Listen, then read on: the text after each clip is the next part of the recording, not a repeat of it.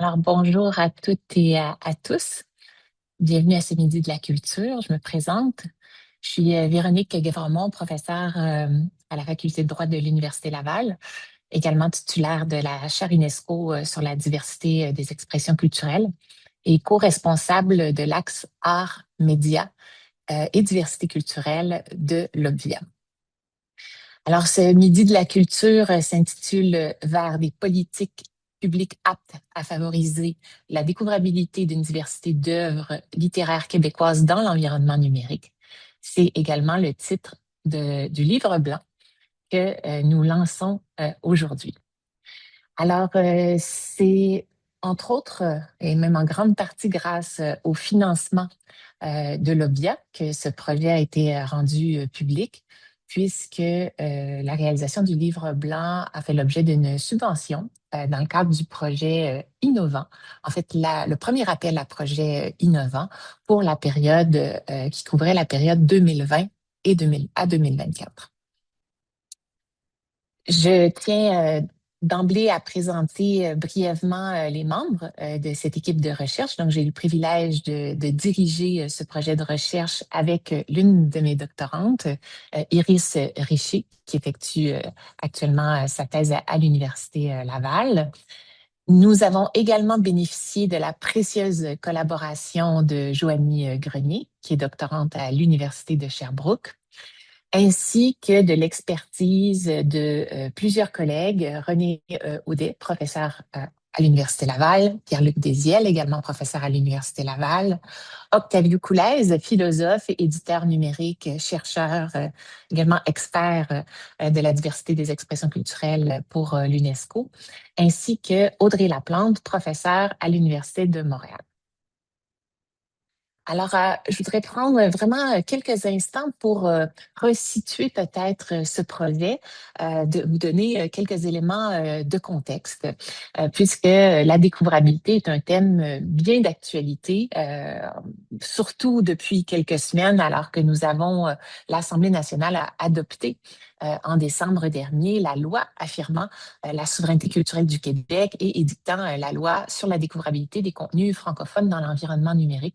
Alors, nous sommes très heureux de lancer ce livre blanc dans la foulée de l'adoption de cette loi, qui elle-même avait été précédée d'un rapport auquel j'avais eu la chance de participer, le rapport du comité conseil sur la découvrabilité des contenus culturels, déjà paru il y a 2 ans maintenant, en janvier 2024.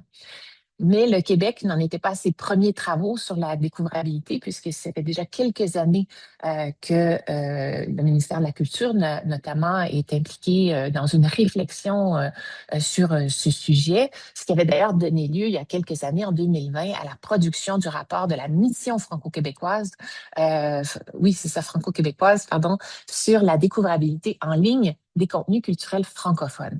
Alors, le livre blanc s'inscrit dans l'ensemble de ces travaux. D'ailleurs, notre projet a débuté en 2020 et nous lançons aujourd'hui ce livre blanc.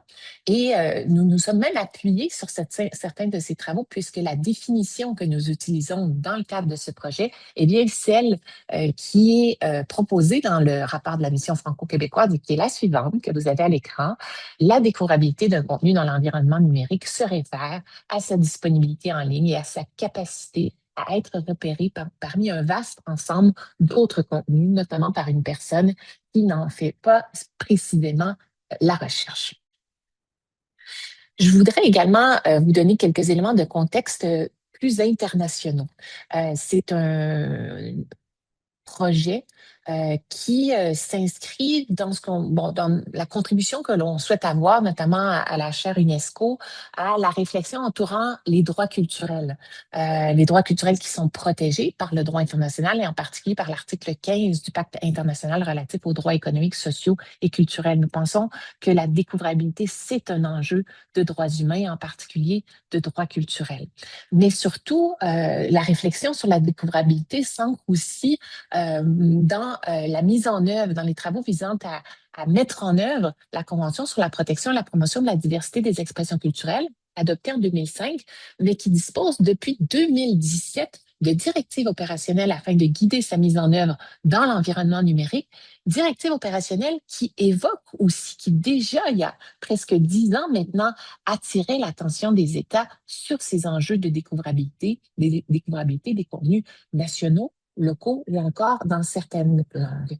Euh, les parties à la Convention sont confrontées à des défis pour adapter cet instrument et le mettre en œuvre dans l'environnement numérique, ce qui fait qu'il y a quelques années, euh, 2 ans environ, la conférence des parties avait demandé à ce qu'un groupe de réflexion soit formé pour formuler un certain nombre de recommandations afin d'aider les parties à se doter des politiques et mesures appropriées pour justement relever les défis relatifs à l'environnement numérique, ce qui a mené en 2024 à la formulation de 11 recommandations sur 4 thèmes prioritaires et la découvrabilité des contenus culturels nationaux et locaux, ainsi que la diversité linguistique des contenus en ligne, faisait partie des sujets, des thèmes prioritaires identifiés par les parties pour guider le travail de ce groupe de réflexion.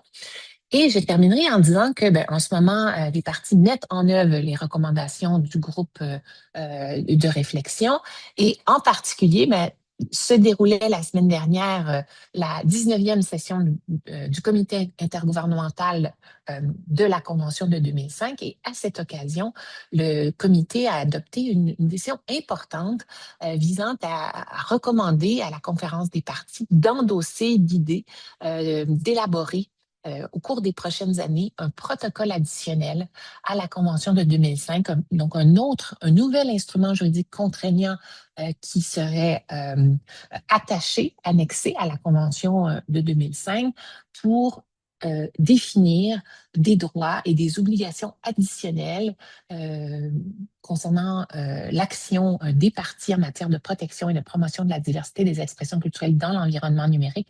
Et on peut s'attendre donc que dans ce protocole additionnel, éventuellement, soient inscrites des obligations en matière de découvrabilité des contenus locaux et nationaux. Alors, je ne veux pas m'attarder davantage au contexte.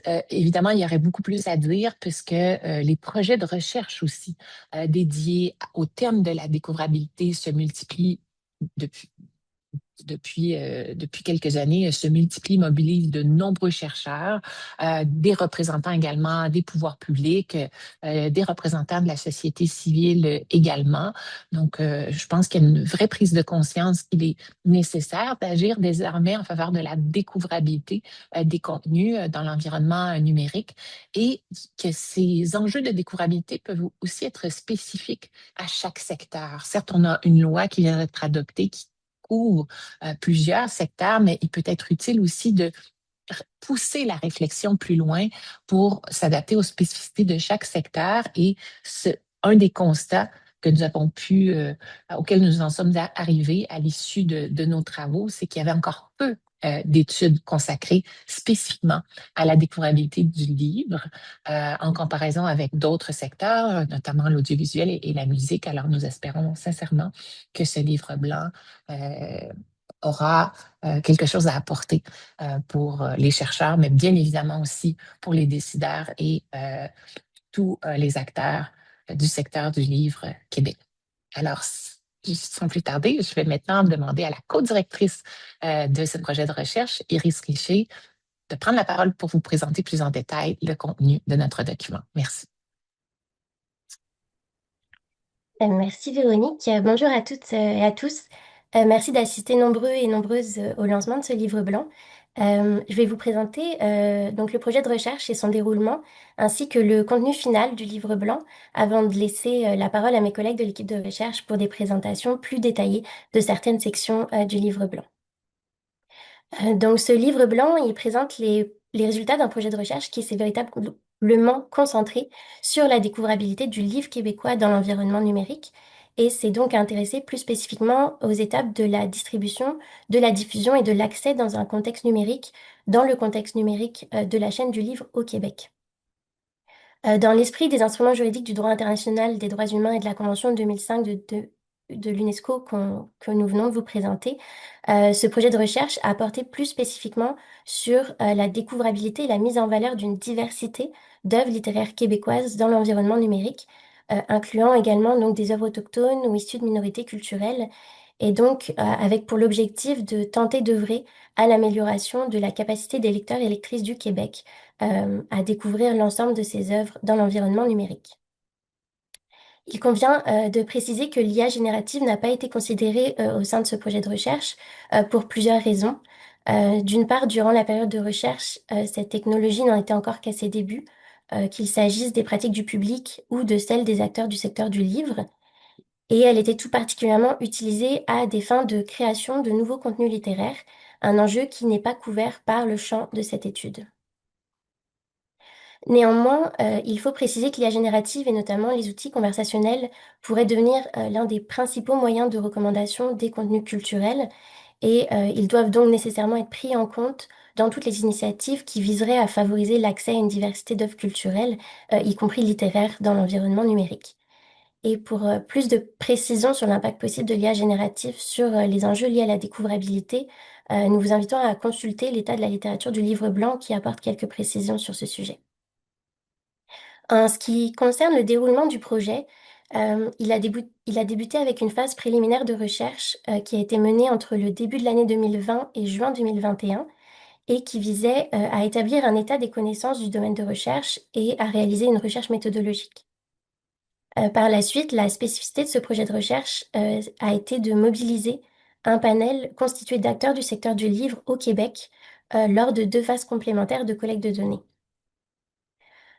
Lors de ces 2 principales phases du projet de recherche, les participants qui ont été recrutés représentaient l'ensemble des maillons de la chaîne du livre au Québec, à savoir des auteurs, des éditeurs, des distributeurs, des libraires, des bibliothécaires, ainsi que des développeurs de plateformes et de solutions numériques à destination du secteur du livre québécois. Il convient de souligner que les participants ont été spécifiquement approchés pour participer à cette recherche car ils disposaient d'un intérêt, voire d'une expertise pour les questions explorées par le projet de recherche et donc en lien avec la découvrabilité des œuvres littéraires. Enfin, l'une des limites du projet de recherche en lien avec le recrutement des participants et qui doit être soulignée est liée au fait que le panel de participants pour les phases 1 et 2 n'était pas représentatif de la diversité culturelle du milieu du livre au Québec.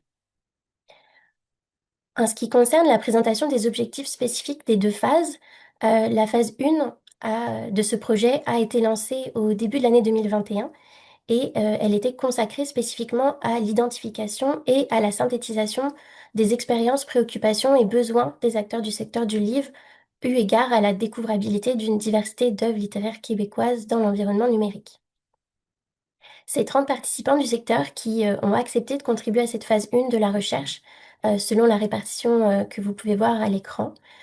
Lors de cette phase 1, la collecte de données a été menée plus spécifiquement à partir d'un questionnaire en ligne qui a été suivi de 2 groupes de discussion qui avaient pour objectif d'approfondir des éléments essentiels qui avaient été partagés par les participants au travers du questionnaire.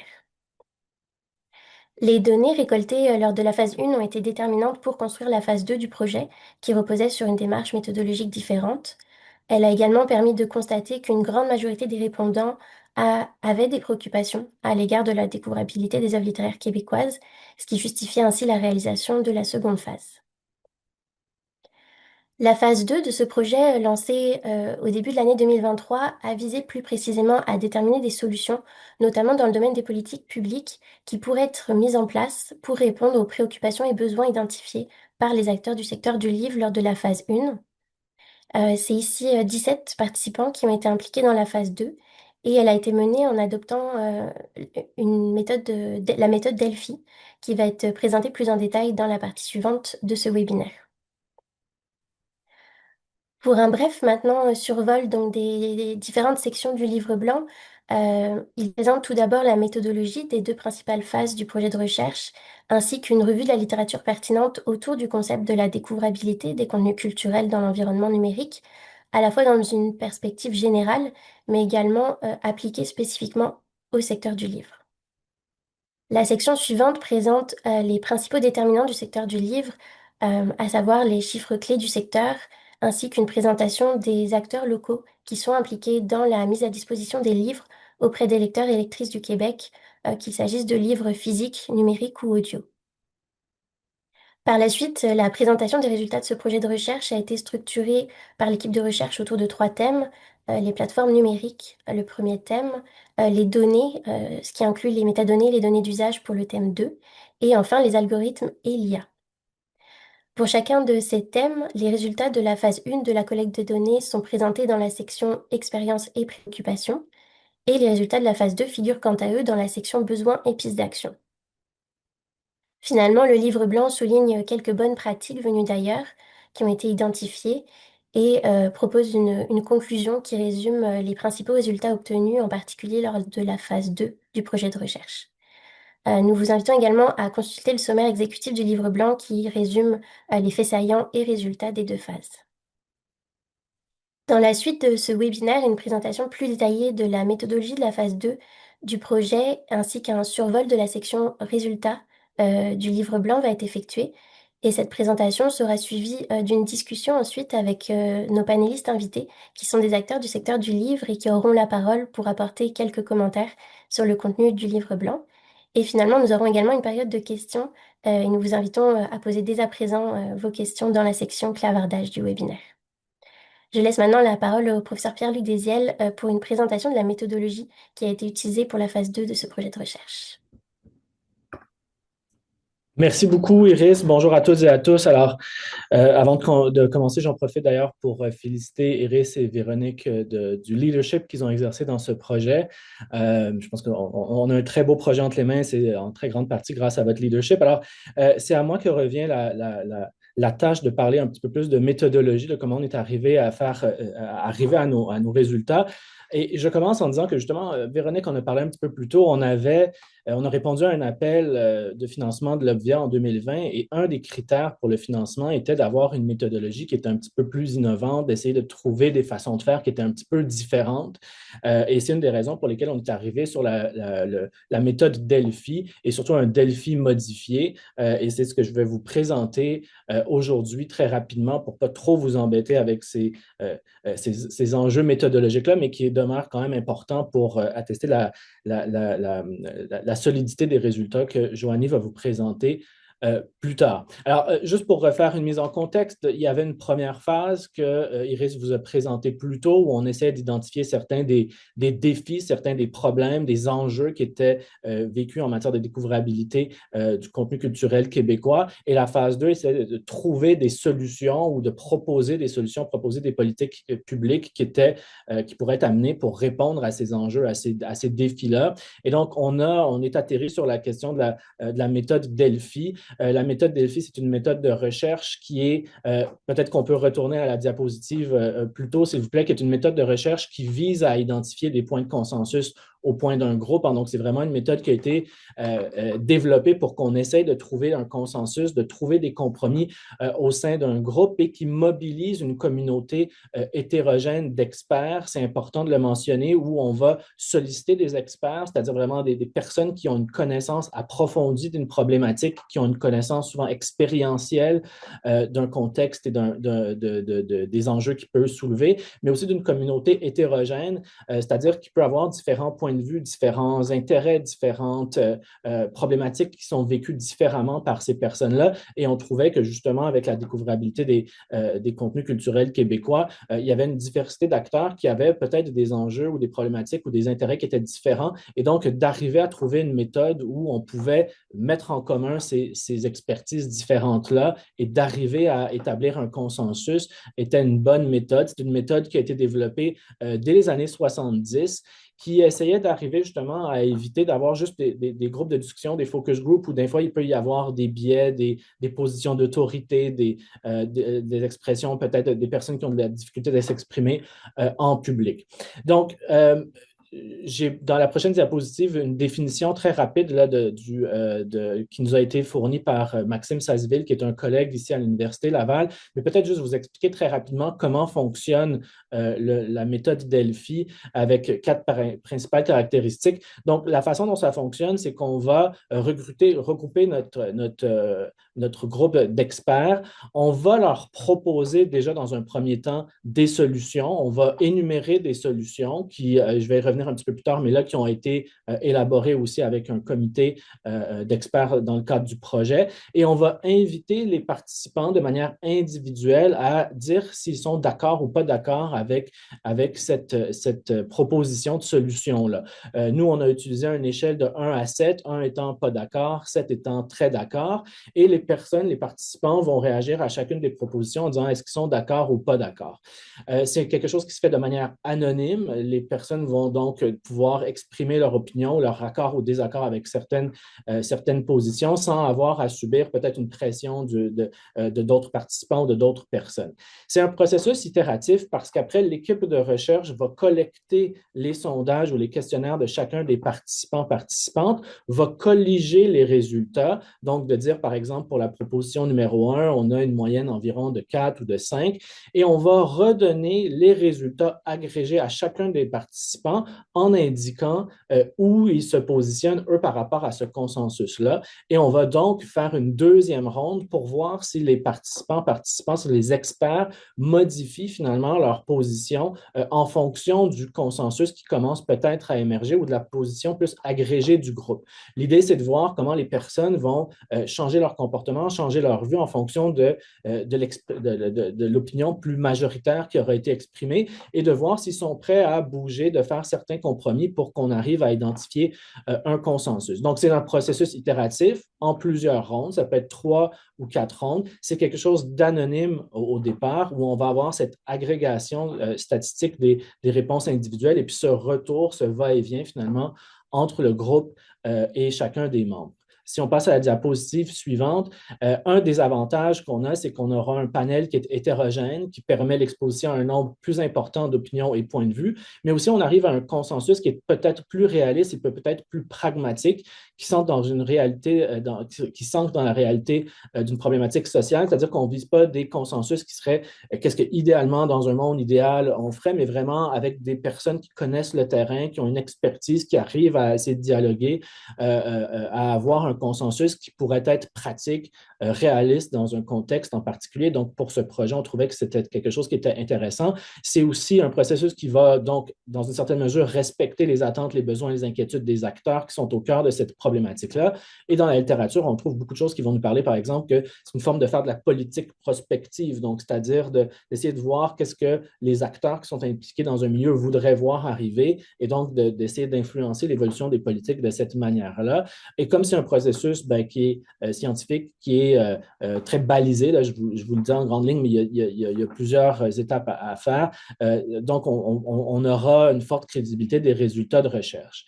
Maintenant, nous, comment est-ce qu'on a procédé? On a fait un Delphi qui est modifié, donc un Delphi qui sera en personne, pas juste avec des questionnaires en ligne et en temps réel, c'est-à-dire que normalement, les Delphi, on pourrait les faire avec des formulaires en ligne. Chaque personne, chaque participant le fait chez elle ou à son autre travail, peu importe. Et puis après, il peut y avoir 2 mois de collection des données. C'est un processus qui peut s'échelonner sur 3 ou 4 mois.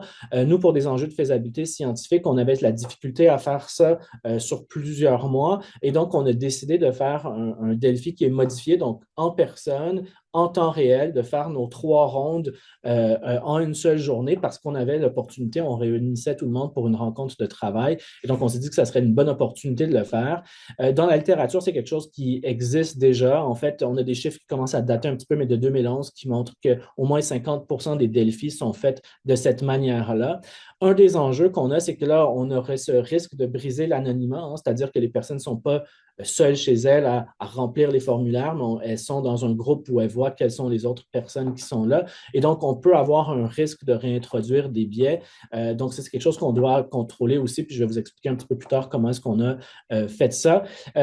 Quand on fait un Delphi aussi en temps réel, il y a quelque chose d'un peu plus compliqué, c'est-à-dire que colliger les données va se faire entre les rondes, donc pendant 1 heure ou 2 heures. Donc, nous, ce qu'on a fait dans notre processus, c'était l'équipe de recherche là, avec Iris, avec René, avec Joanie, Audrey, Véronique, on se réunissait et puis on analysait les données. Pendant ce temps-là, il y avait des conférences qui étaient mises en place ou le lunch, par exemple, pour les participantes. Et on revenait faire le deuxième tour en salle avec les personnes. Et donc, il fallait être très bien préparé, puis il fallait qu'on utilise un logiciel performant de ce point de vue-là. Donc, on a utilisé le logiciel RedCamp, là, qui est un logiciel standard dans la méthodologie pour faire ce genre de technique-là.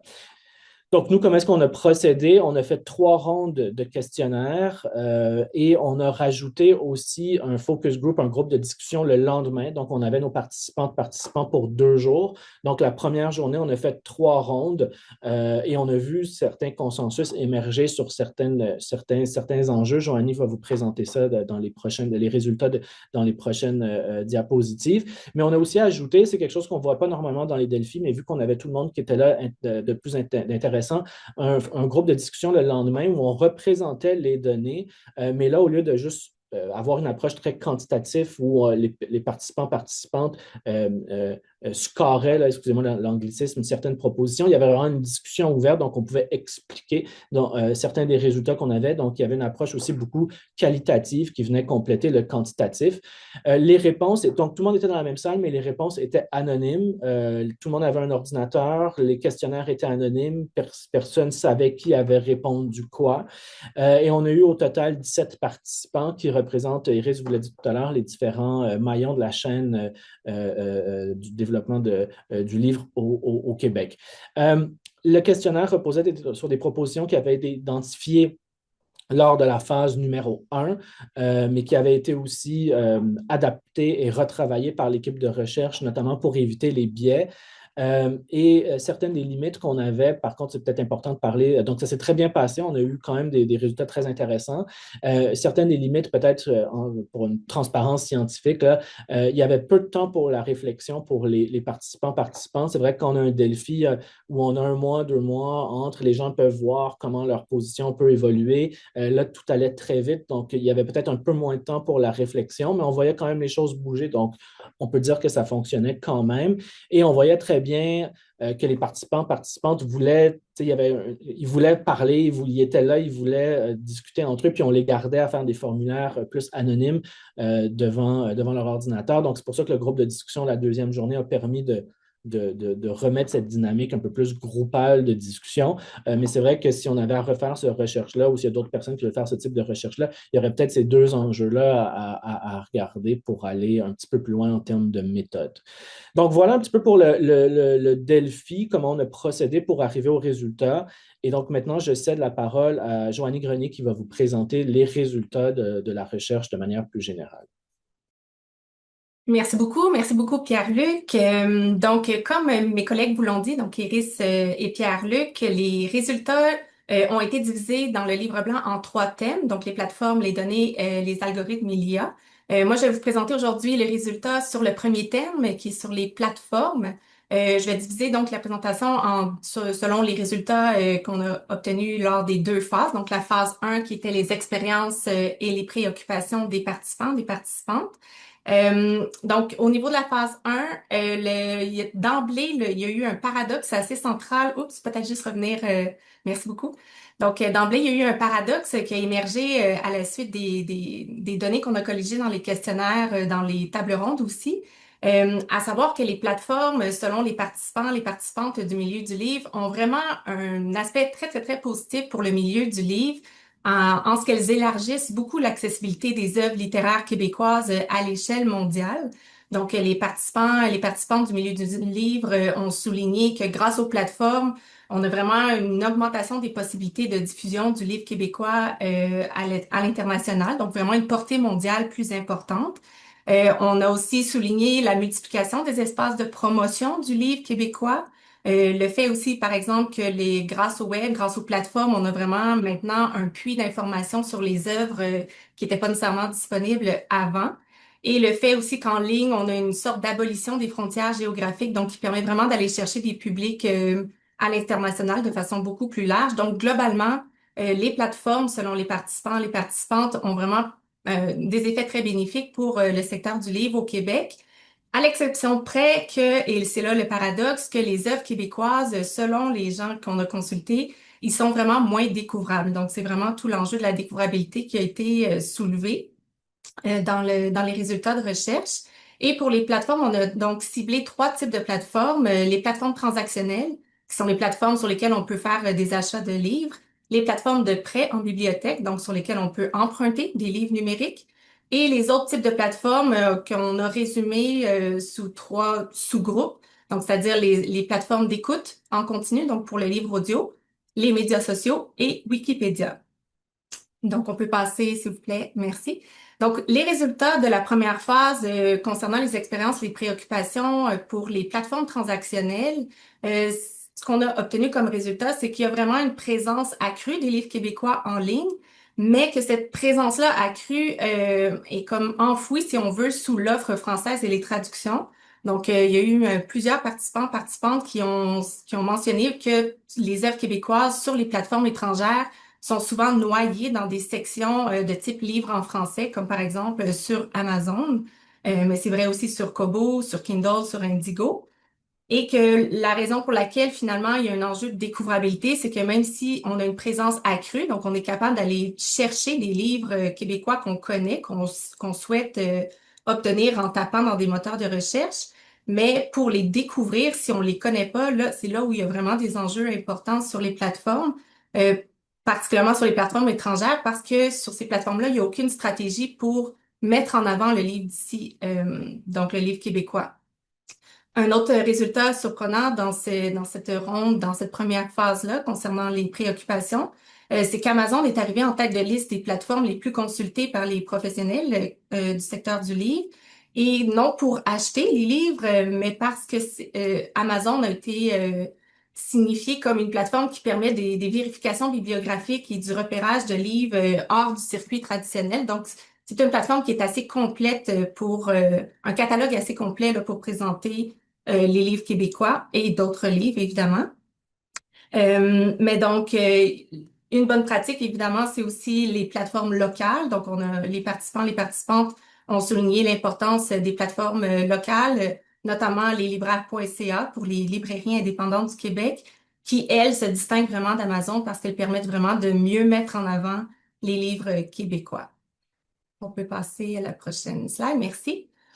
Pour ce qui est des plateformes de prêt en bibliothèque, là, ici, dans les expériences et préoccupations des gens consultés, on a souligné vraiment la part très importante de la plateforme prêtnumérique.ca au Québec pour l'emprunt de livres numériques.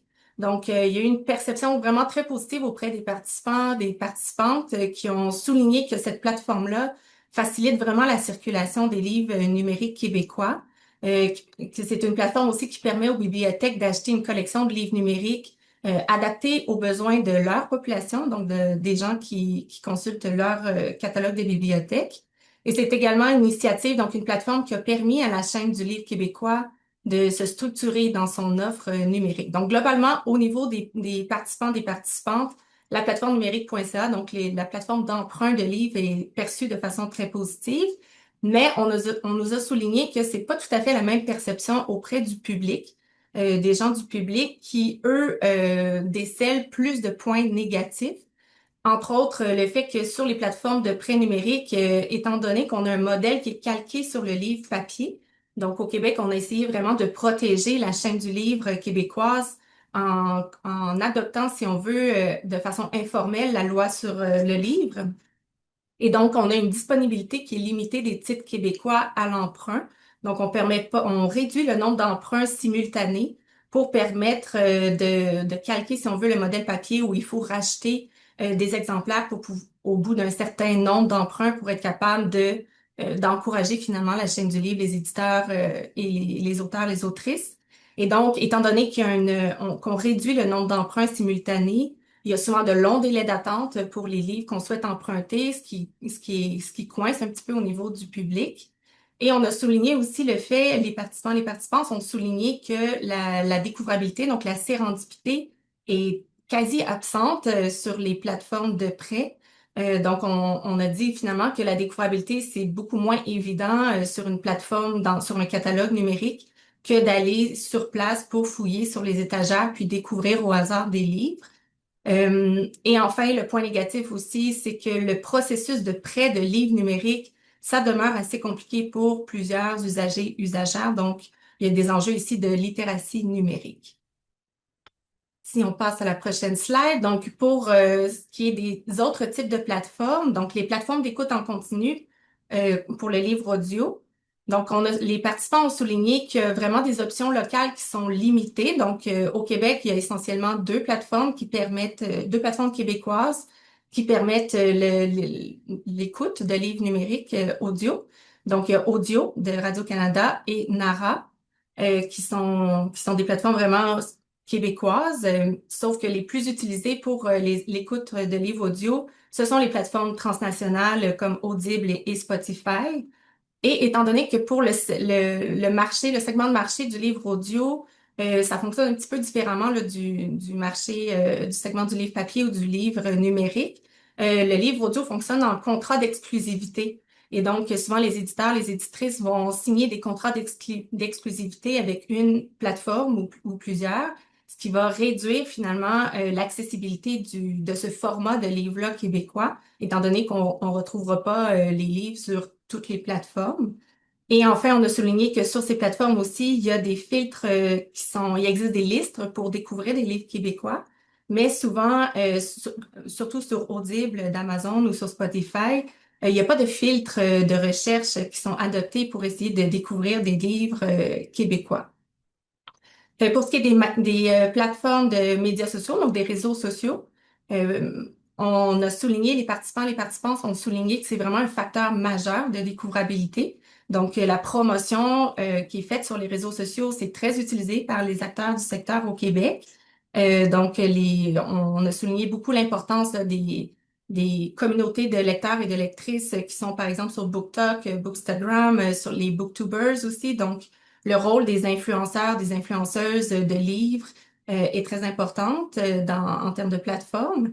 Il y a par exemple au Québec aussi l'initiative Lire en cœur qui avait été adoptée pendant la pandémie pour présenter des livres québécois et qui avait été donc sur Facebook et sur Instagram. Et ça avait eu un réel impact sur la visibilité des livres. Seulement le premier mois, cette initiative-là avait engendré une augmentation de 17 000 de ventes.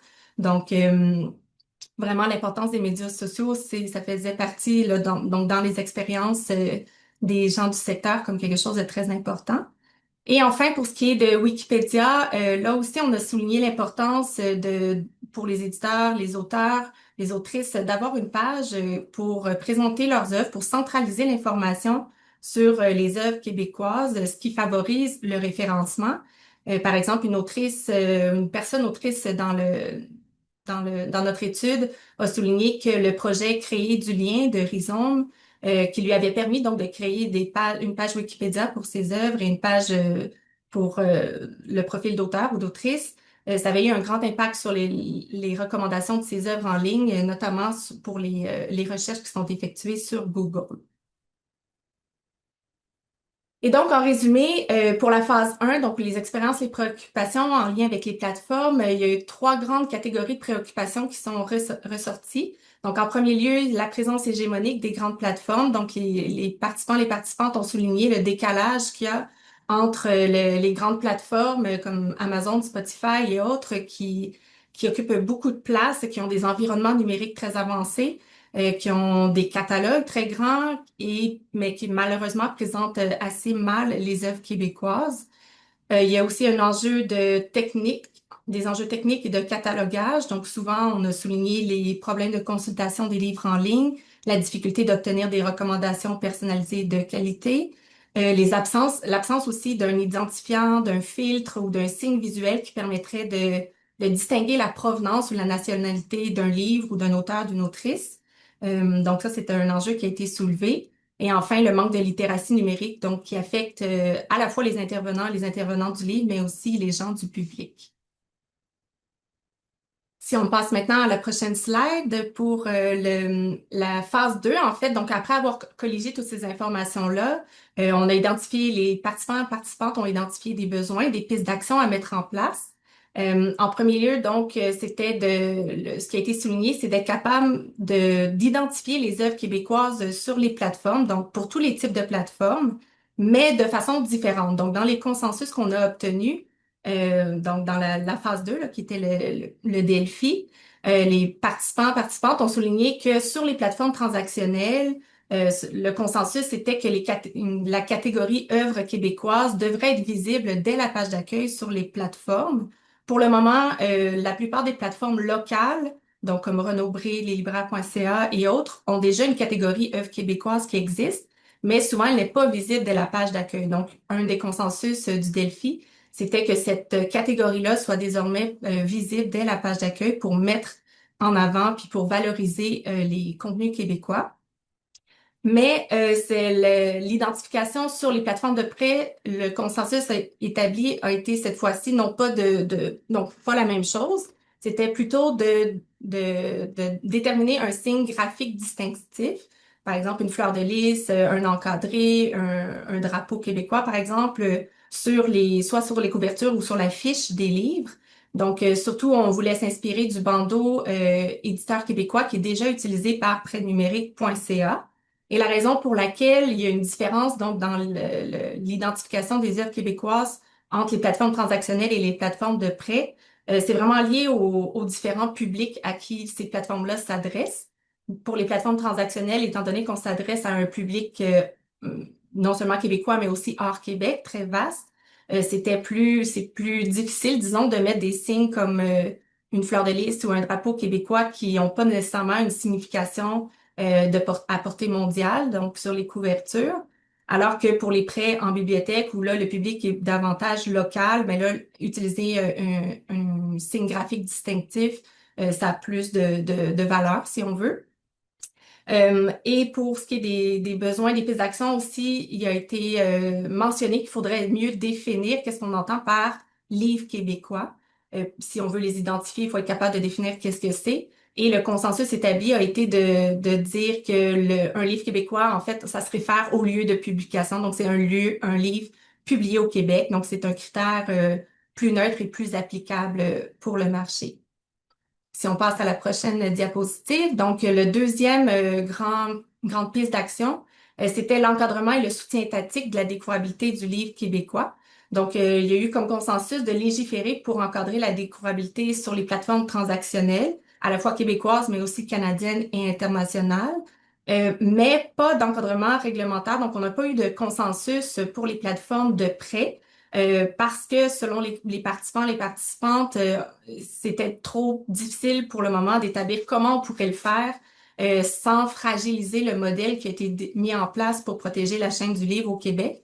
Donc, il y aurait peut-être des mesures à faire, mais ça demanderait plus de réflexion et de temps de discussion entre les gens du livre au Québec.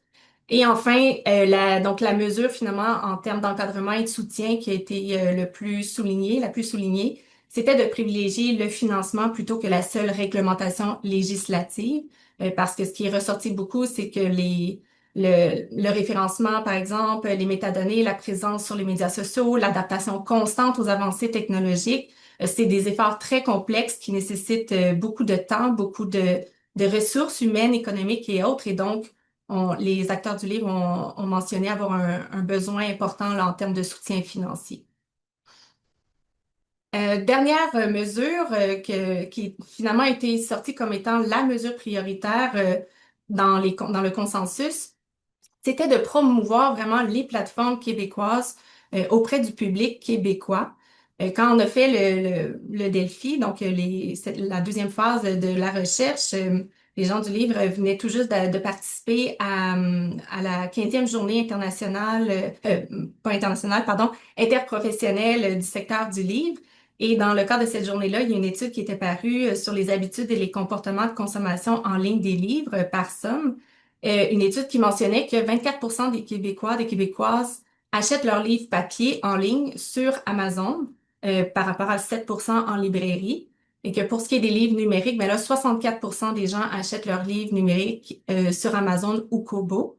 Et donc, la mesure prioritaire, donc, ce serait vraiment pour être capable de faire face au poids de la concurrence des plateformes étrangères, donc de promouvoir les plateformes québécoises. Également aussi en termes pour BookTok ou les autres phénomènes liés aux réseaux sociaux, qui sont des phénomènes majoritairement anglophones et qui apportent des préoccupations croissantes du milieu. Donc, l'important, c'est de peut-être de virer ça vers les plateformes québécoises comme Kialu, par exemple, qui offrent des alternatives locales qui présentent davantage les livres québécois. Donc, soutenir les plateformes locales, finalement, c'est un consensus qui a été établi parce que c'est un enjeu économique, culturel et d'autonomie numérique très important pour les acteurs du secteur du livre. Donc voilà pour les résultats de la phase 1 et de la phase 2 pour le thème sur les plateformes. Je vais maintenant passer la parole à ma collègue Iris qui va vous présenter les résultats sur les données, le thème 2. Merci. Merci Joanie. Donc le thème 2 du livre blanc qui porte sur les données s'intéresse à la fois aux métadonnées et aux données d'usage. Mais en raison des contraintes de temps aujourd'hui, je vais me concentrer sur la présentation des résultats liés aux métadonnées qui ont été véritablement l'une des priorités des participants lors des 2 phases de la recherche. Et je vous invite à consulter le livre blanc pour les résultats en lien avec les données d'usage. En ce qui concerne les expériences et préoccupations des acteurs du secteur du livre, les enjeux liés aux métadonnées ont été identifiés comme centraux lorsqu'il est question de la découvrabilité des œuvres littéraires québécoises dans l'environnement numérique. En effet, d'après les participants, c'est à la fois le principal facteur et le principal obstacle à leur découvrabilité. Il a été précisé qu'il y a eu une prise de conscience progressive de l'importance des métadonnées pour la découvrabilité des livres par les acteurs du secteur du livre au Québec, qu'il y a déjà un certain nombre d'outils qui ont été développés. Cependant, elles ne sont pas encore fournies et partagées de façon systématique, pleine et complète, d'après les mots d'un participant. Dès lors, plusieurs enjeux ont été abordés par les participants en lien avec les métadonnées, et notamment dans un premier temps, les enjeux liés à la multiplication de la saisie des métadonnées et au manque de standardisation. En effet, il est apparu que pour chaque titre qu'une maison d'édition publie, différentes métadonnées doivent être envoyées à différentes instances ou plateformes qui ont chacune leurs propres standards, ce qui augmente les risques d'erreur et occasionne également une perte de temps pour l'éditeur qui effectue ces ajouts. L'enrichissement des métadonnées réalisées par les éditeurs se heurte aussi parfois au système interne des acteurs du secteur du livre. En ce qui concerne l'ajout des métadonnées transmises et leur exploitation, ils ne savent pas véritablement comment elles sont utilisées après leur transmission. Un autre défi important a trait à la collaboration avec les grandes plateformes, telles que notamment Amazon, car lorsque des erreurs et incohérences dans les métadonnées surviennent, il est difficile d'apporter des changements, ce qui peut donc nuire à la découvrabilité des œuvres. L'un des défis mentionnés est également lié à la disponibilité tardive des métadonnées des livres québécois au préalable de leur publication, et ça a été noté notamment en comparaison avec des œuvres qui proviennent d'autres territoires, comme le territoire européen. Et en effet, les livres de ce territoire ont des métadonnées qui sont disponibles plus tôt lors de leur parution au Québec. Et cette situation désavantagerait ainsi tout particulièrement les livres québécois par rapport aux livres francophones importés. En ce qui concerne le défi de la production lacunaire des métadonnées, qui a été également identifié par les participants, il a été noté qu'il y a une forte diversité éditoriale au Québec, mais qu'il s'agit généralement de petites maisons d'édition avec des moyens limités. Or, la production et l'enrichissement des données requièrent de la formation, des ressources humaines, financières et techniques, d'après les participants, et il a été noté que les éditeurs n'ont pas nécessairement à leur disposition ces ressources. Un autre élément qui a été mentionné, c'est également le manque d'incitatifs pour favoriser un travail appliqué d'établissement des métadonnées. Face à l'opacité des algorithmes, un participant s'interroge à quoi va-t-il véritablement servir? Finalement, plusieurs enjeux ont été soulevés par les participants en ce qui a trait à la problématique du choix des métadonnées afin d'identifier une œuvre littéraire du point de vue de sa provenance ou des thèmes qu'elle aborde. En ce qui concerne l'identification des œuvres québécoises, une diversité de métadonnées peuvent être utilisées selon les plateformes, telles que Livres d'ici, Livres de chez nous ou Livres québécois, ce qui peut nuire à la découvrabilité des œuvres au moment des requêtes. par les lecteurs et lectrices.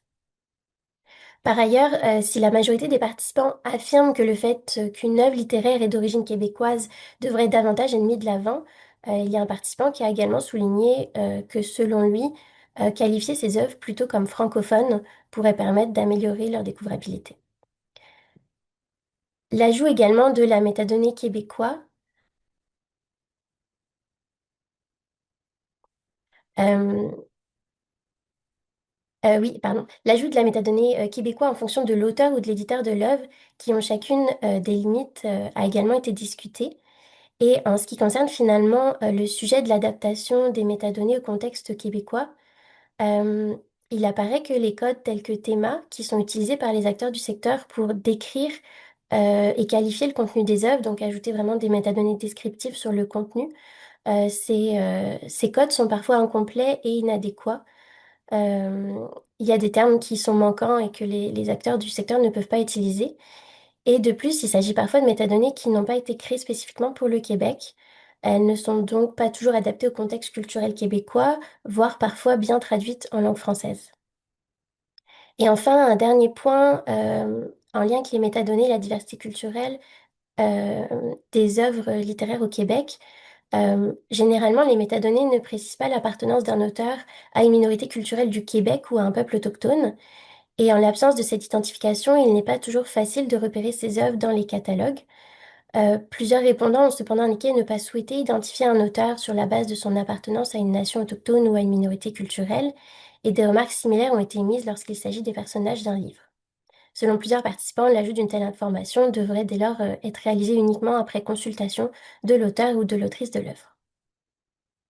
En conclusion, les préoccupations des acteurs du livre en lien avec les métadonnées ont été tout particulièrement liées au fait de produire des métadonnées complètes et de qualité, au fait que ces métadonnées soient véritablement disponibles, enrichies et véritablement partagées entre les différents acteurs du secteur du livre au Québec.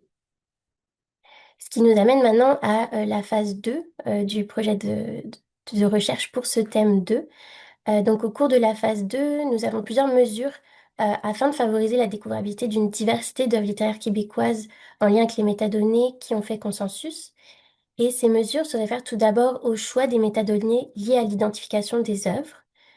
Euh, les participants se sont ainsi prononcés de nouveau en faveur de trois premières propositions, à savoir l'ajout systématique au sein des métadonnées bibliographiques de données qui indiqueraient que le livre a été édité au Québec, que l'auteur et l'autrice est québécois et que le livre traite d'un sujet relatif au Québec, personnalité québécoise, intrigue qui se déroule au Québec ou enjeu de société d'importance pour le Québec. Les participants ont également réitéré le besoin que des codes Théma et BISAC adaptés à la littérature québécoise soient créés pour pouvoir mieux décrire les œuvres.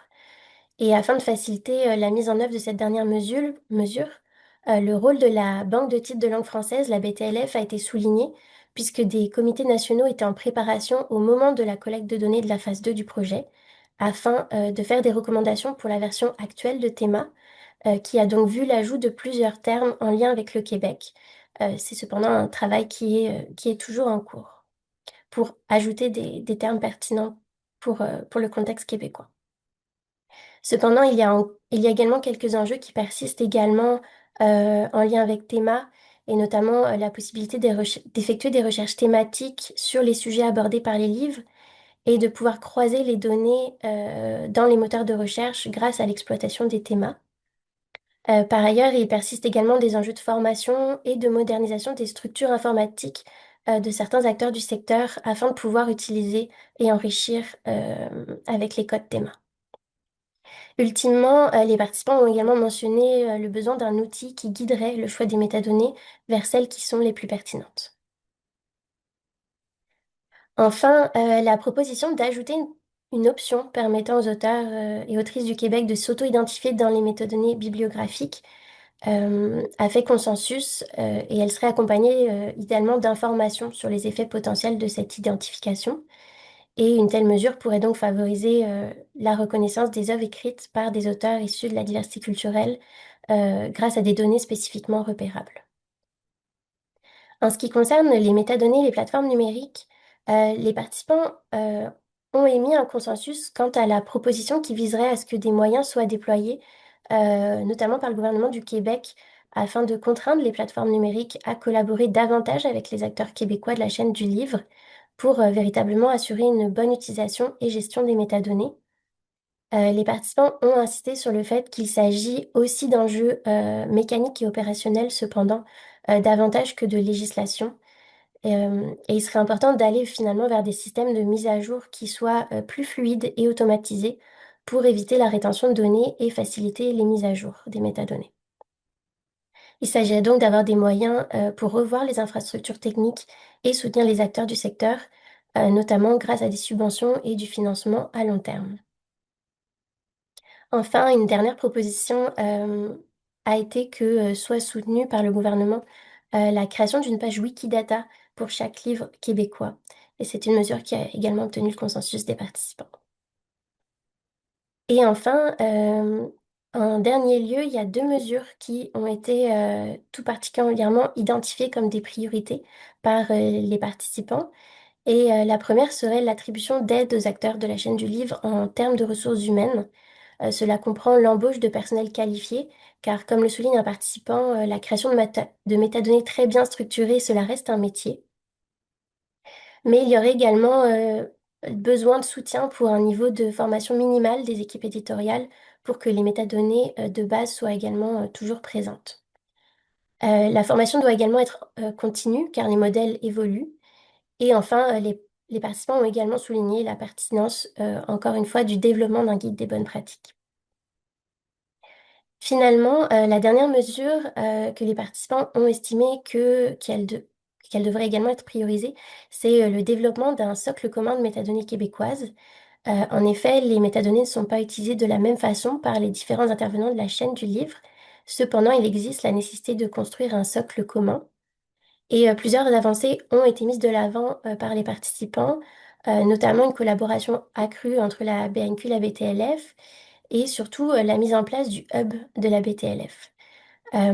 Cette plateforme qui est désormais opérationnelle vise à faciliter le travail de l'éditeur et de l'éditrice afin de diminuer le nombre de fois et le nombre de plateformes où il doit entrer les mêmes données.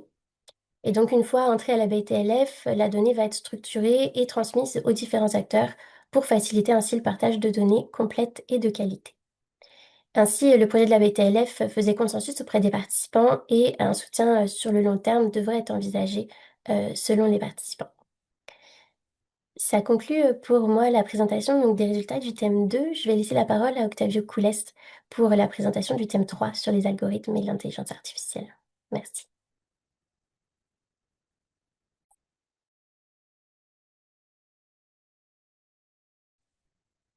Bon, merci beaucoup, Iris. J'aimerais remercier aussi Véronique et Iris et toute l'équipe pour m'avoir invité à participer à ce projet.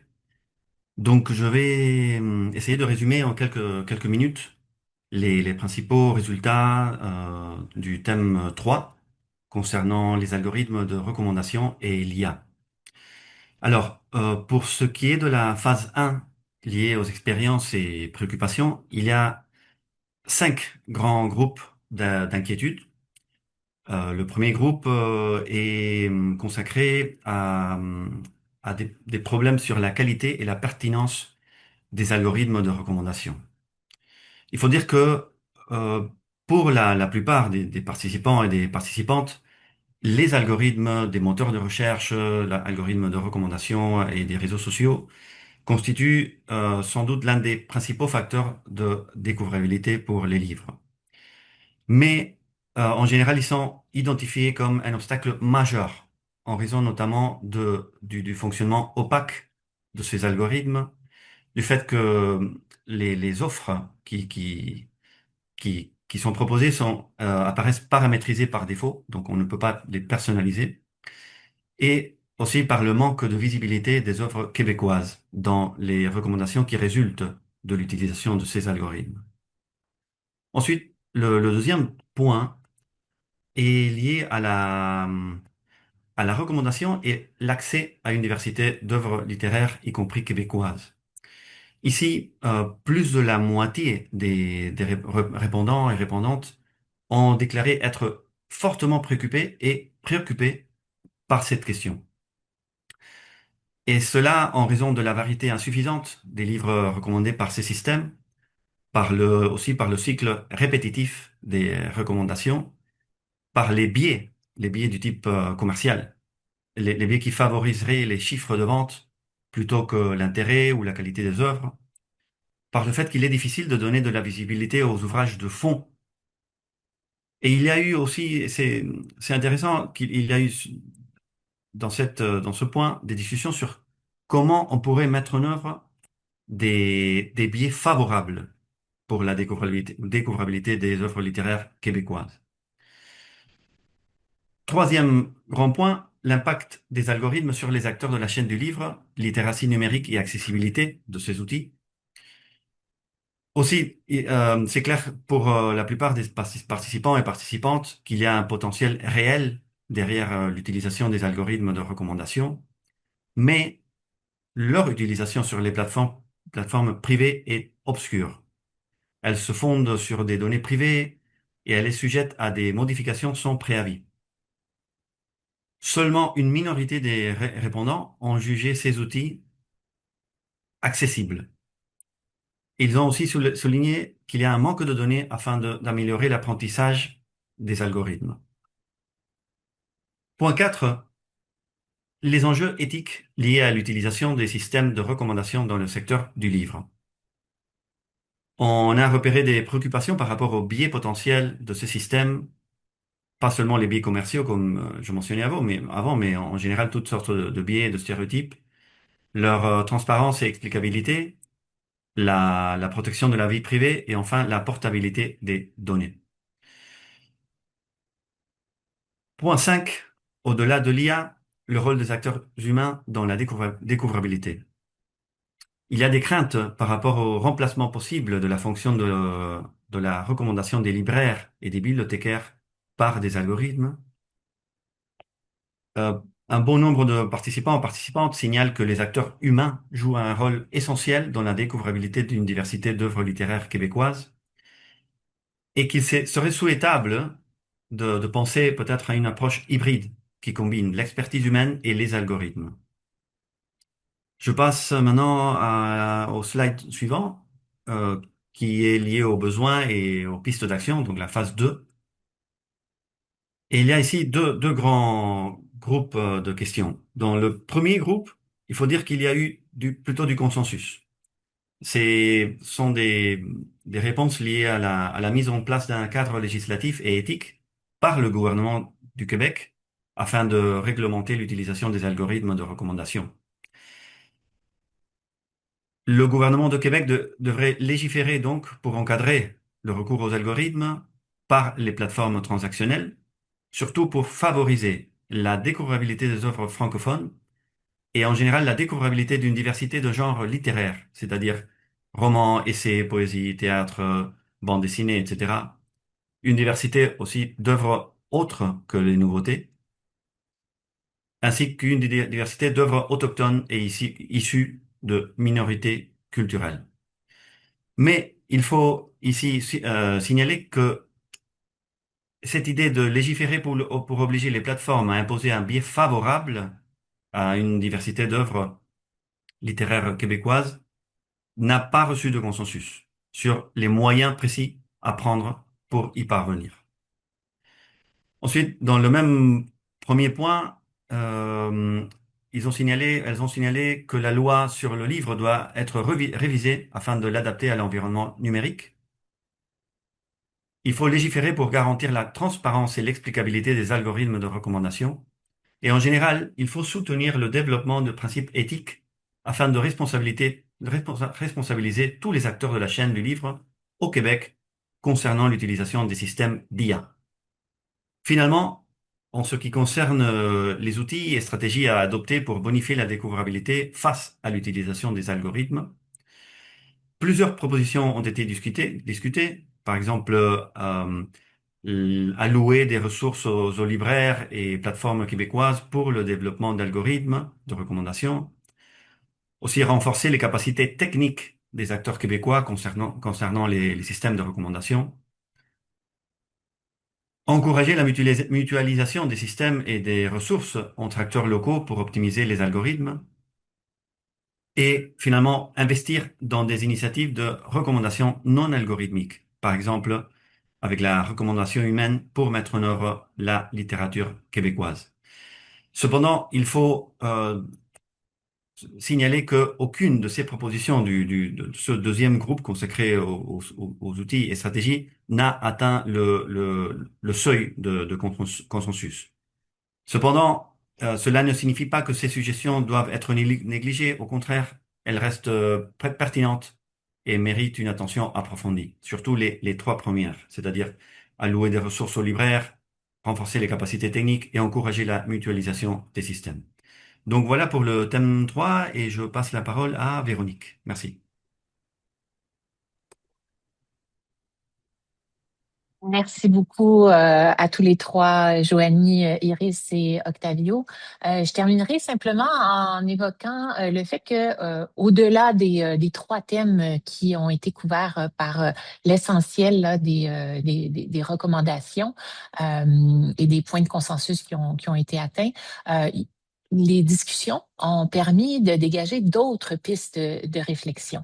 Vous les avez ici à l'écran. Je ne vais pas les lire dans le détail. On a pris un tout petit peu de retard et je veux vraiment donner la chance au panel d'échanger rapidement. Mais je soulignerai simplement un point de réflexion en ce qui concerne la découvrabilité du livre jeunesse au Québec, qui aurait des efforts à déployer en ce sens. On le sait, les jeunes n'ont pas nécessairement les mêmes habitudes en ligne que les générations qui les précèdent et il y aurait lieu sans doute d'avoir une réflexion spécifique sur la découvrabilité du livre jeunesse et également quelque chose qui revient souvent dans les travaux sur la découvrabilité, c'est le point 1 ici, l'importance de sensibiliser le lectorat québécois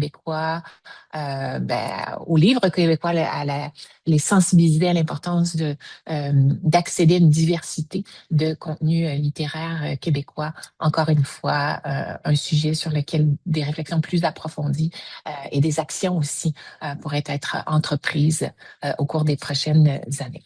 Alors, je vous invite pour les autres pistes de réflexion, mais aussi l'ensemble des recommandations à bien vouloir vous référer à notre livre blanc qui est maintenant en ligne.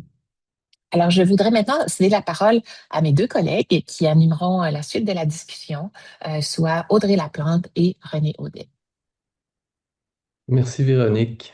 C'est donc ce qui conclut la présentation du rapport en lui-même. On a une période devant nous pour pouvoir échanger, notamment à partir des avis et des postures privilégiées de nos trois panélistes. Et donc, Audrey et moi alternerons dans cette animation.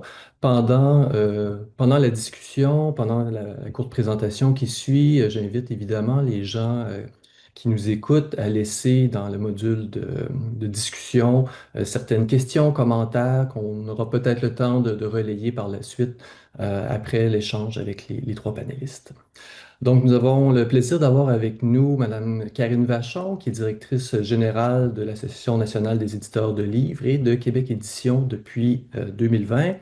Également, Madame Gabrielle Simard, directrice générale de l'Association des libraires du Québec, ainsi que Monsieur Jean-François Cusson, qu'on a connu beaucoup dans son rôle autour de Bibliopresto, qui est maintenant gestionnaire de projet à l'Association des bibliothèques publiques du Québec, où il participe au développement de la stratégie numérique des bibliothèques publiques du Québec. Un rapport assez ambitieux dans tous les aspects qui sont abordés, qui touchent certainement des préoccupations que vous avez les uns et les autres. Je lance un peu au hasard une perche vers Karine Vachon peut-être pour vous entendre sur ce que vous retenez sur des besoins et des préoccupations qui ont été exprimées peut-être en lien avec les gens que vous représentez, donc la communauté des éditeurs de livres. Ben, merci beaucoup. J'ai lu le livre blanc avec beaucoup d'intérêt. J'ai constaté qu'il y avait des recommandations fort intéressantes, des constats qui étaient aussi très pertinents. Puis j'ai été à même aussi de constater qu'il y a quand même beaucoup de chemin qui a été parcouru depuis, hein, parce que c'est des travaux qui se sont finalement répercutés sur plusieurs années. Et je voudrais saluer le travail de la BTLF. Là, je sais que Patrick Joly, directeur de la BTLF, participe là, à la rencontre aujourd'hui. Et Iris a souligné là, quelques travaux d'amélioration qui ont été faits du côté de la BTLF dans les dernières années. Le hub des métadonnées, par exemple, c'est quelque chose sur lequel on travaille depuis longtemps pour, entre autres, là, pouvoir faciliter le travail des éditeurs parce que c'est vrai que, comme les maisons d'édition doivent souvent rentrer les métadonnées de leurs livres à plusieurs endroits, mais ça multiplie le travail, ça multiplie la possibilité d'erreur et tout ça.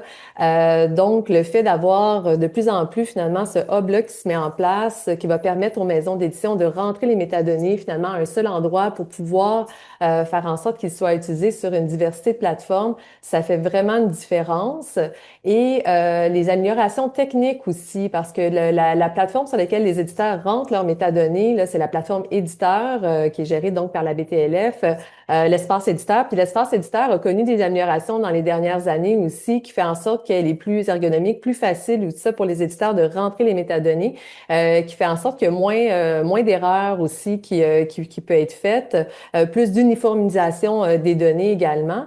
Finalement, il y a beaucoup de formations qui a été donnée aussi pour faire en sorte que les éditeurs comprennent l'importance des métadonnées, l'importance des rentrées à l'avance parce que finalement, des données qui sont rentrées à l'avance stimule une plus grande découvrabilité, stimule les ventes aussi. Il y a une étude qui a été faite en ce sens-là. Et donc, la BTLF me disait que dans la dernière année, il y a eu une amélioration qui a été vue de ce côté-là aussi sur les métadonnées.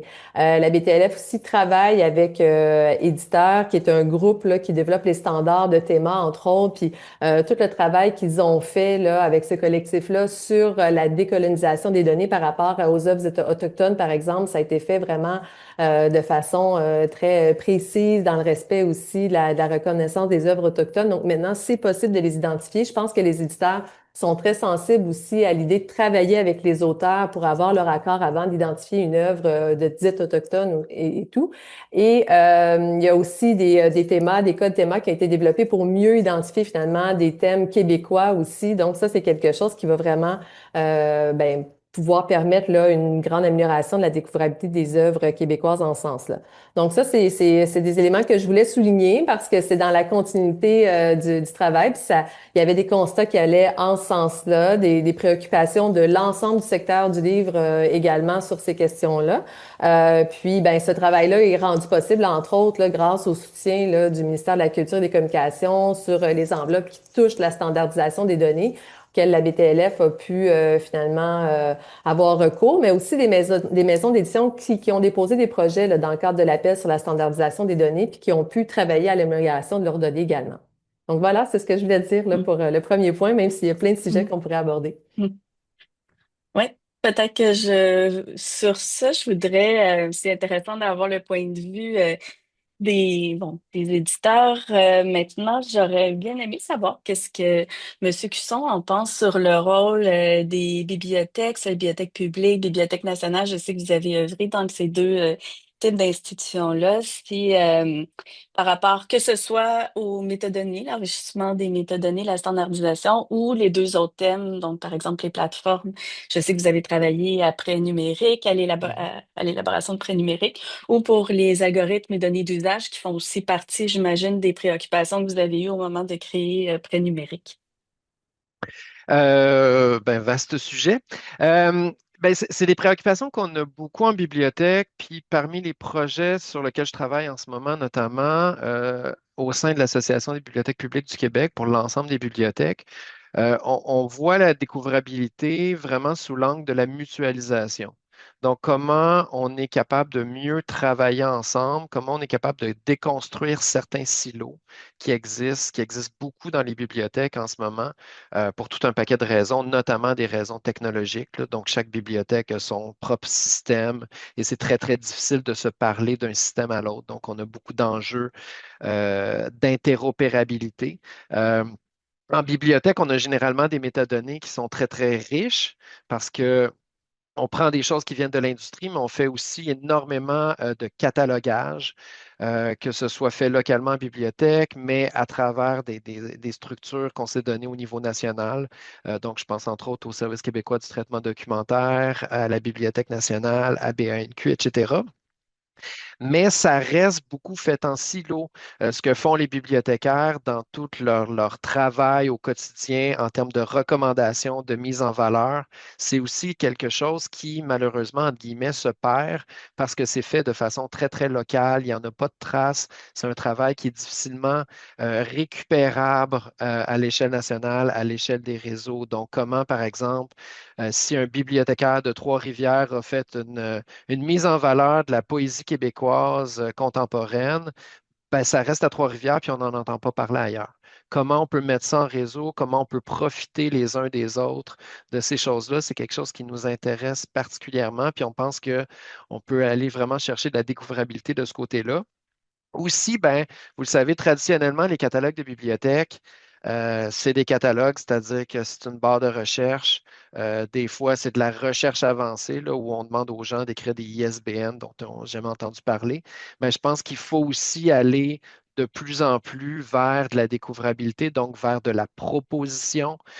Quand les gens vont aboutir sur les catalogues de bibliothèques du futur, ben, on veut qu'ils aboutissent sur des œuvres, sur des mises en valeur, qu'on leur propose des choses, qu'on aille plus vers de la personnalisation et qu'on ouvre, du moins c'est notre volonté, là, qu'on ouvre aussi des silos interprofessionnels. Donc, les données qui sont générées en bibliothèque, qu'on les partage avec les libraires, qu'on les partage avec les éditeurs, qu'on les partage au sein du monde du livre au Québec, puis qu'on aille plus loin collectivement avec ça. Merci, évidemment, c'est de la musique aux oreilles de tous les acteurs du milieu du livre, l'enjeu de la collaboration, mais qui est aussi une interdépendance. Et il me semble que les libraires sont parfaitement emblématiques de cette situation-là où ils reçoivent tout un flot et d'informations et donc de nouveaux livres qui doivent être promus. Euh, on voit bien comment les intelligences artificielles peuvent jouer un rôle extrêmement important dans cette gestion-là, mais néanmoins au point de rencontre avec le facteur humain qui est apprécié du côté des libraires. Peut-être que Mme Simard voudra poursuivre dans ce sens-là ou d'autres aspects du livre blanc. Oui, merci. Euh, euh, J'écoutais Jean-François parler, puis évidemment, là, il y a beaucoup de réalités qui sont partagées parce que bibliothécaires et libraires, on est vraiment le point de contact avec les lecteurs, les lectrices, donc il y a beaucoup de choses qui étaient évoquées qui m'interpellaient. Je vais me permettre de faire une petite parenthèse pour souligner aux gens qui nous écoutent que moi, je suis arrivée en poste à l'Association des libraires du Québec. La période de consultation pour le livre blanc avait été complétée déjà, donc j'ai pas pu directement y participer. Par contre, ça a été un réel plaisir d'en faire la lecture cette semaine. Euh, j'ai pas été surprise de beaucoup de constats qui s'y retrouvaient, là, ce qui, à mon avis, témoigne d'un diagnostic qui est quand même partagé au sein du milieu. Et j'aurais adhéré là, à beaucoup des solutions qui étaient proposées. Donc, je peux être l'élément qui vient confirmer peut-être certaines choses puisque j'arrive sur le tard. Évidemment, là, les préoccupations qui sont exprimées dans le livre blanc sont réelles. Les libraires les observent. Là, on parlait tout à l'heure de la concentration des plateformes, de l'influence des algorithmes, de la compétition aussi accrue pour l'attention des lecteurs et des lectrices. Tout ça a évidemment un impact là, sur la circulation des œuvres. Ça a été souligné aussi tout à l'heure, là, mais je pense que c'est quand même important de se rappeler que le Québec dispose quand même de leviers qui sont intéressants, qui sont importants. On peut penser par exemple là, à la loi du livre qui assure qu'on ait des librairies partout sur le territoire, ce qui permet aussi d'avoir une multiplication des acteurs, des vecteurs de découvrabilité que sont les libraires. Je pense que c'est un des points qui est important à souligner puis à garder en tête pour le futur dans le déploiement de certaines mesures. Bon, évidemment, là, j'ai pas besoin de convaincre personne. Je prêche un peu pour ma paroisse, mais les libraires jouent un rôle concret dans la mise en valeur des œuvres, pour la recommandation, la contextualisation, les événements qui sont organisés en librairie, le contact avec les lecteurs et les lectrices dont on discutait précédemment.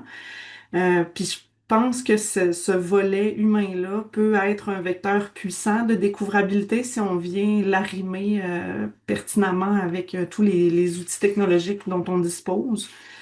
Donc c'est un peu dans cette perspective-là là, que j'ai abordé le contenu du livre blanc qui nous était présenté.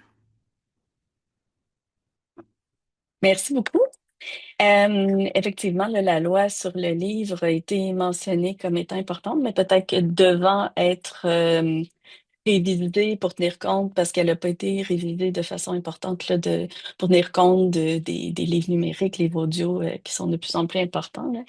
Euh, Moi, j'aimerais bien savoir, je ne sais pas à qui je dois adresser la question. Je ne sais pas si on veut commencer peut-être dans un ordre différent, où je vous laisse la possibilité de choisir, mais est-ce que dans les mesures qui ont été identifiées, est-ce qu'il y en a que vous croyez qui devraient être priorisées? Euh, ou s'il y a peut-être j'aimerais combiner là, les deux questions qu'on vous avait soumises, là, ou si de votre point de vue, il y a des angles morts dans les pistes d'action qui ont été mentionnées dans le livre, dans notre livre blanc et que vous aimeriez ajouter à cette liste de pistes d'action. Je ne sais pas qui veut Je peux y parler. Oh, ben, que ça vous aller dérange si pas de personne n'ose recommencer son encore la micro. Ben non, première? c'est ça, c'est parce que je vais Allez-y, faire le Madame pont Vachon. Merci, Oui. merci. Je pense qu'il y avait des recommandations qui étaient vraiment très intéressantes. C'est sûr que entre-temps, donc il y a eu finalement le projet de loi sur la découvrabilité qui a été voté là et qui est en place, qui comprenait pas vraiment le livre, sauf le livre audio. Donc, quand j'entends tout à l'heure ce qui a été dit, à savoir que privilégier le financement plutôt que la législation, c'était peut-être quelque chose finalement qui était à retenir. Ben, je pense qu'effectivement, c'est quelque chose qui est important là, de penser en termes de financement du secteur. Pour faire du pouce là, sur ce que Gabriel disait, je pense que les librairies d'ici font un travail extraordinaire, tout comme les bibliothèques, là, pour valoriser puis promouvoir le livre québécois.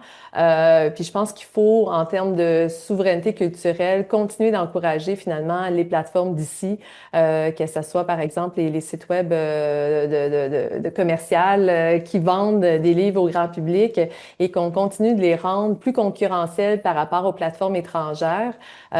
Surtout que déjà, elles promeuvent bien le livre québécois. Elles ont développé aussi des algorithmes de recommandation. Elles mettent de l'avant le livre québécois. Et ce qu'on voit de plus par rapport aux plateformes étrangères, puis ce que je déplore, là, c'est que on voit de plus en plus de livres qui sont créés par intelligence artificielle, qui sont finalement le fruit d'un pillage du droit d'auteur et qui sont maintenant en vente sur des plateformes étrangères là, pour Amazon, comme pour pas les nommer. Et donc, les œuvres de qualité produites par des auteurs humains et publiées par des maisons d'édition se retrouvent finalement mêlées sur les plateformes étrangères face à ces œuvres-là bidons.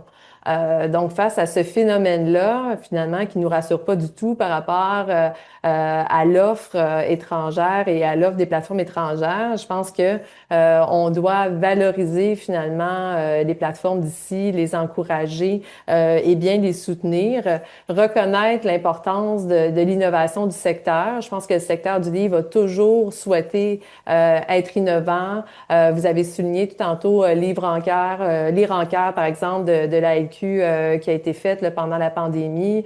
Il y a eu d'autres projets super porteurs aussi qui ont été portés par le secteur du livre, la campagne Joli Québécois, par exemple, où également, là, on avait proposé des entretiens avec des auteurs là, sur la plateforme Facebook. On voit des mouvements émerger, par exemple, le BookTok, là, vous en avez parlé, où on parle beaucoup de livres en anglais ou de romances étrangères. Je pense que on doit, le secteur du livre, continuer d'être appuyé pour innover puis aller sur les plateformes où sont les jeunes, parce que les dernières statistiques qu'on a justement de l'Observatoire de la culture des communications, c'est que les jeunes sont ceux qui lisent moins de livres québécois.